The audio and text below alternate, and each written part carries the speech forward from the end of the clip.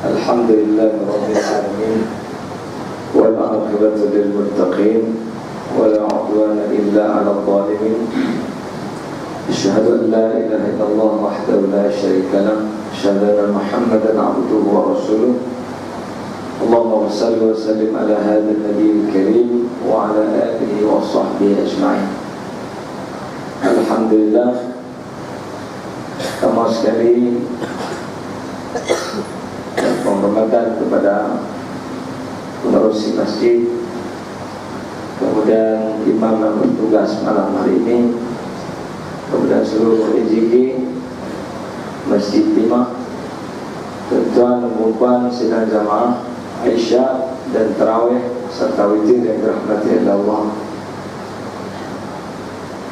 Bagi warning siap-siap, masa kecederaan, tambah masa kecederaan semua sekali di belah ini.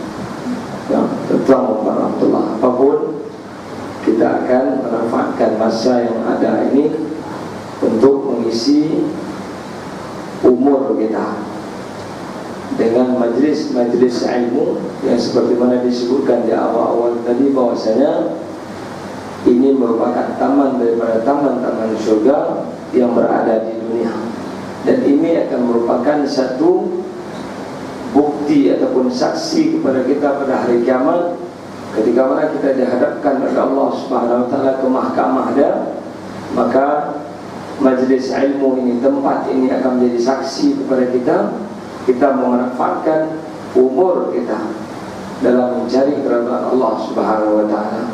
Alhamdulillah, Allah taala satukan kita dalam ikatan iman dan ikatan Islam.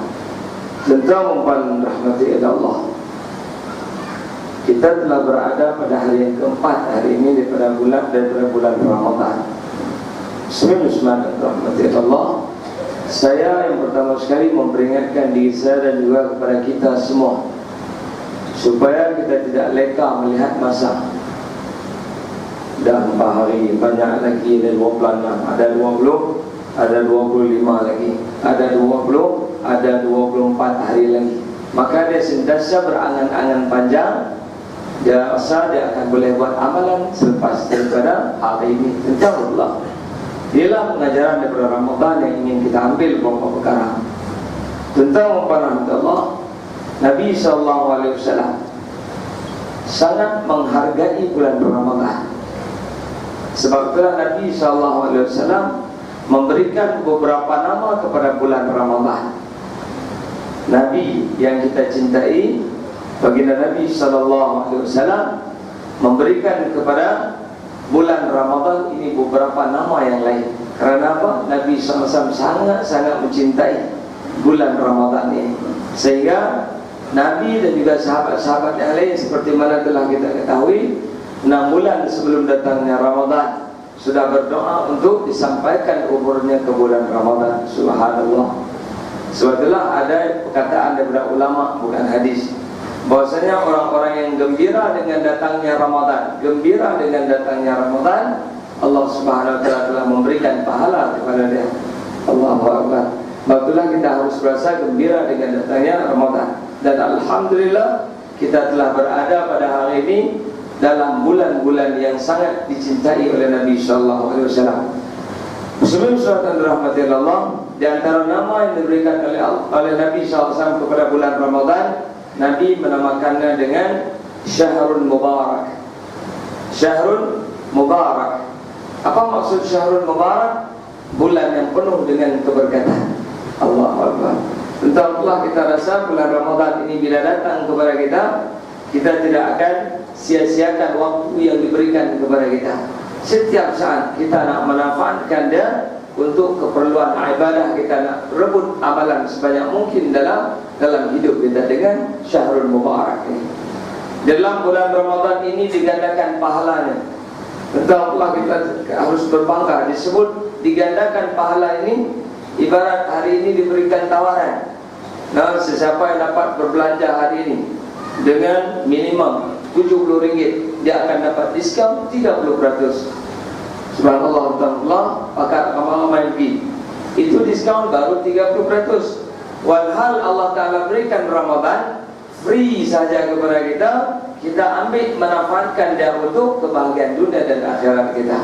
Tidakkah kita termasuk golongan orang-orang yang mendapatkan kegembiraan, mendapatkan keseronokan dengan berada di bulan Ramadan ini? Masya Allah, itu yang pertama. Kemudian yang kedua, Nabi SAW juga menamakan bulan Ramadan ini dengan Syahrul Azim. Apa maksud Syahrul Azim? Syahrul yang bulan yang diagungkan, bulan yang agung. Sebab apa agung tentang Allah? Bulan yang lain kita meraihkan kedatangan bulan Muharram, tetapi Nabi SAW tidak menyebutkan bulan Muharram dengan Syahrul Azim. Kemudian kita sambut kelahiran Nabi SAW di bulan Rabiul Awal, Nabi juga tidak menamakannya dengan Syahrul Azim, bulan yang agung. Tetapi Nabi menamakan bulan Ramadan dengan Syahrul Azim, bulan yang penuh dengan keagungan. Allahu Akbar. Allah, apa agungnya bulan Ramadan ini? Tentang Allah, yang pertama sekali agungnya bulan Ramadan ini, seperti mana kita ketahui bahwasanya Allah Subhanahu wa taala menurunkan kitab-kitab suci itu pada bulan Ramadan. Tentang Allah, bukan hanya Al-Quran yang diturunkan pada bulan Ramadan. Yang kita mana ketahui bahwasanya Al-Quran memang confirm dah diturunkan bulan Ramadan. Cuma ada yang berbeza pendapat, ada yang menyatakan 17 Ramadan, ada yang menyatakan 23 Ramadan dan sebagainya. Tetapi yang pastinya ia pada bulan Ramadan. Ramai yang berpendapat, ulama yang berpendapat 17 Ramadan. Dimana Allah Subhanahu wa taala menyebutkan dalam Al-Quran, Syahrul Ramadan alladhi unzila fihi Al-Quran. Bulan yang Allah Ta'ala, bulan Ramadan yang Allah Ta'ala turunkan Al-Quran padanya. Sebab itulah tentang Allah, kita harus memperbanyakkan diri kita berhubung dengan Al-Quran ini. Baca dia banyak-banyak. Sebab tidak ada kitab yang lain, tidak ada buku yang lain yang apabila dibaca tu, sekali baca, dua kali baca, tiga kali baca, kita akan boring. Tetapi Al-Quran tidak ada. 1000 kali tuan-tuan perempuan baca, 1000 kali akan dapat sesuatu yang baru daripada Al-Quran. Itu disebut dengan Al-Quran ini sebagai kitab yang penuh dengan keberkatan. Tuan kita berdampingan dengan Al-Quran tidak akan pernah rugi. Bulan yang lain susah kita nak berdamping dengan Al-Quran dengan kesibukan hidup kita. Kadang-kadang tentang Allah, kita nak balik daripada tempat kerja kita dah lebih. Pada maghrib kita dah sibuk dengan kerja lain. Kemudian pergi surau, pergi masjid, balik daripada masjid pergi tengok Smackdown. Sini tak ada, Zimbabwe banyak. Tentang Allah, letih-letih pukul 11 dia berbalik ke rumah. Balik-balik ke rumah tengok isteri dia tengah duduk tengah lipat baju. Katanya, ya jom. Dia kata, bang, bila tengok apa dulu baca Quran, apa dulu saya duduk tengah lipat baju ni. Kemudian dia ni pun lama tak pegang Quran. Mana pegang Quran, tengok lama Quran duduk atas loka tu. Kemudian dia ambil, dah berhabuk lah. Kemudian dia bersihkan dia punya Quran. 15 minit kemudian nak baca Quran, buka Quran, a'udzubillahi minasyaitonirrajim. Isteri dia datang, "Abang, jom." Anak dah tidur, baju dah lipat semua. Sadaqallahul azim. Lipat letak balik, tunggu tahun depan nak baca. Tetapi bulan Ramadan tuan, Allah Ta'ala beri kesempatan kita itu berdampingan dengan Al-Quran. Subhanallah, Allah. Sebab itulah kita manfaatkanlah waktu yang ada ni untuk kita berdamping dengan Al-Quran. Sebab dia satu kitab yang sangat luar biasa. Alhamdulillah, tuan diberikan peluang oleh Allah bersama dengan para hafiz Quran. Alhamdulillah. Subhanallah, sebab itu kita bergembira. Tentulah kemudian kitab yang lain yang diturunkan pada bulan Ramadan, kitab apa? Tentang Allah, kitab Taurat.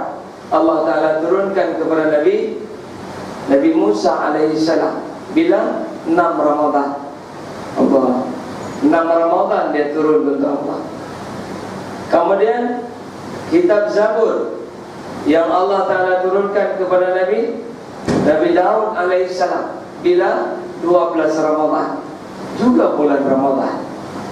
Kemudian kitab Injil yang Allah Ta'ala turunkan kepada Nabi Isa alaihissalam. Bila? 18 Ramadan. Dan Al-Quran, kebanyakan ulama berpendapat 17 Ramadan. Sebab itulah agungnya bulan Ramadan itu dengan adanya diturunkan kitab-kitab suci pada bulan Ramadan tentang Allah. Baik, sebab itulah kita berbahagia, bersolok dengan datangnya bulan Ramadan, dan kita nak jadikan sebagai bulan terbaik dalam melakukan amal ibadah kepada Allah Subhanahu Wa Taala.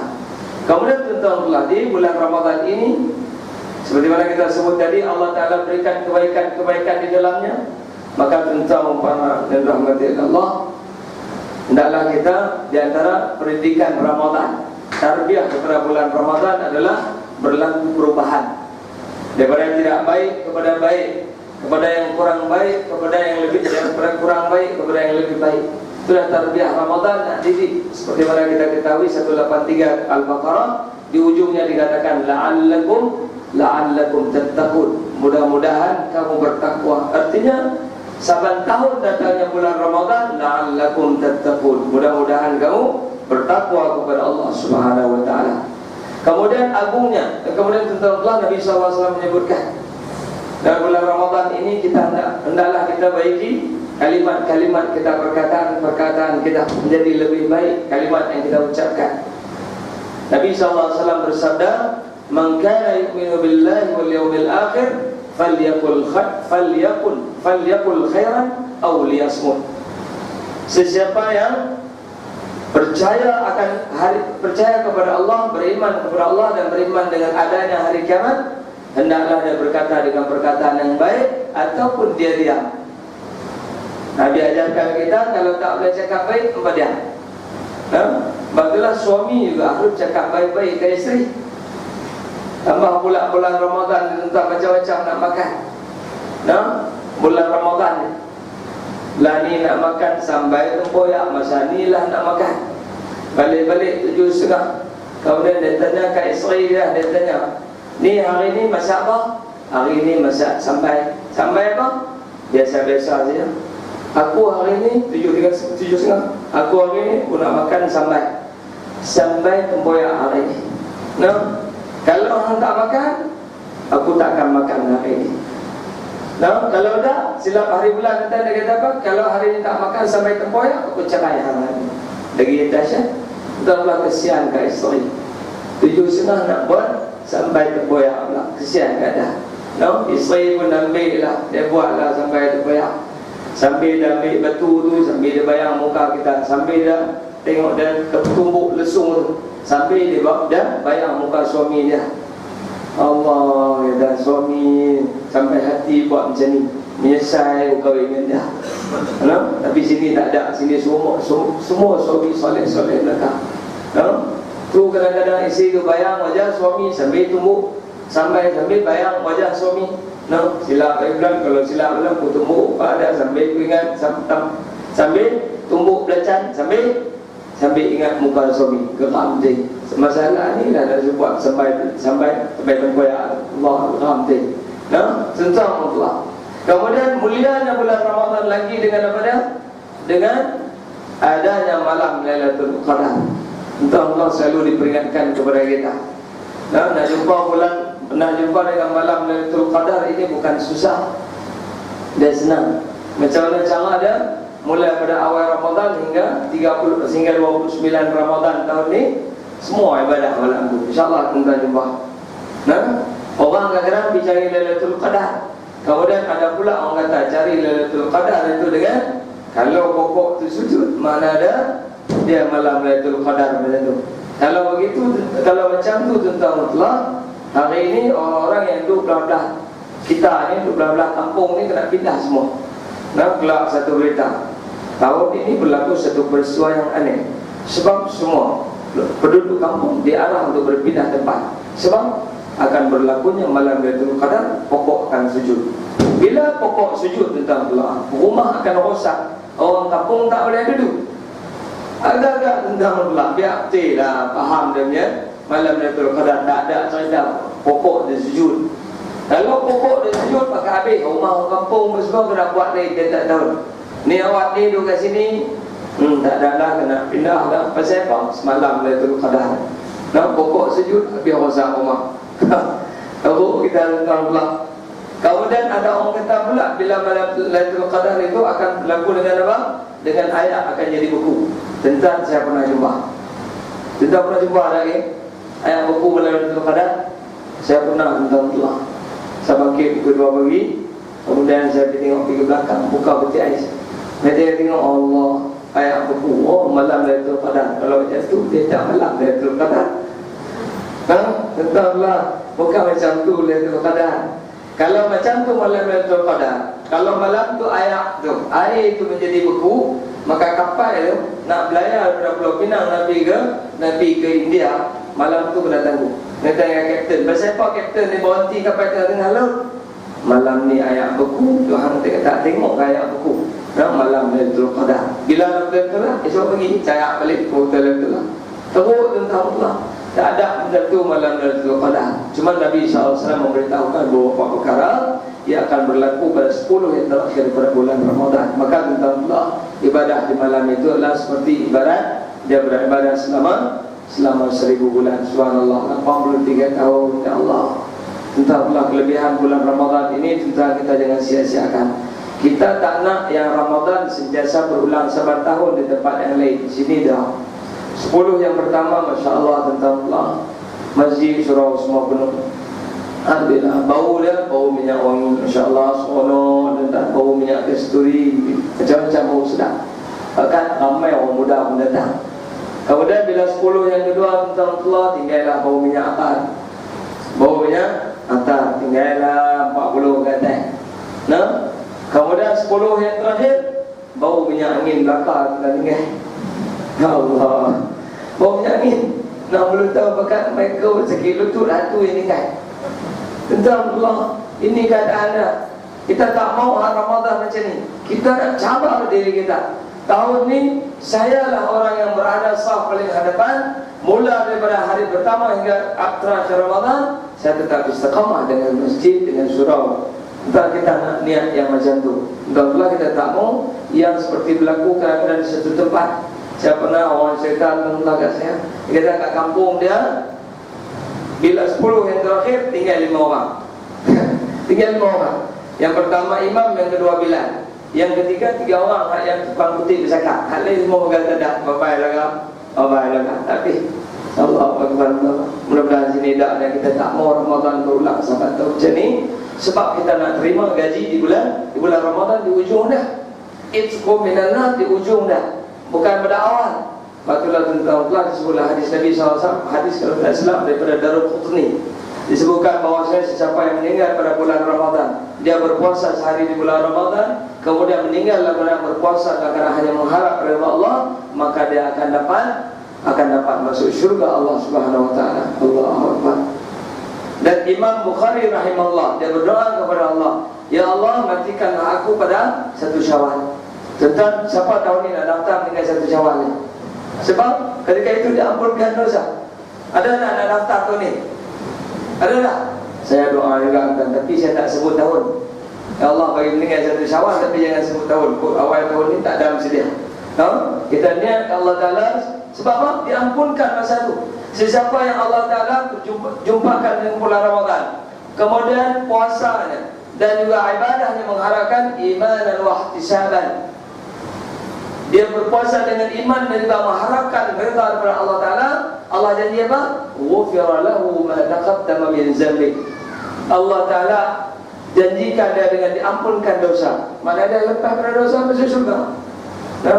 Siapa dah daftar tahun ni? Ni tanya tentang ni, siapa dah daftar ni? Tak ada. Allah. Tapi apapun tentang Allah, kita nak harapkan kita diampunkan lepas pada bulan Ramadan, diampunkan dosa kita. Kita nak yang itu tentang Allah. Jadi itulah beberapa peringatan kepada kita. Sebenarnya kita nak motivasi diri kita setiap hari, setiap malam, supaya kita sentiasa termasuk dalam golongan orang-orang yang diberikan hidayah dan petunjuk oleh Allah, sentiasa melaksanakan amal ibadah, bersemangat dalam melaksanakan amal ibadah pada Allah Subhanahu Wa Taala. Kadang-kadang setengah tempat bila dia buat ada 20 rakaat dan ke-8 macam-macam dan berlaku.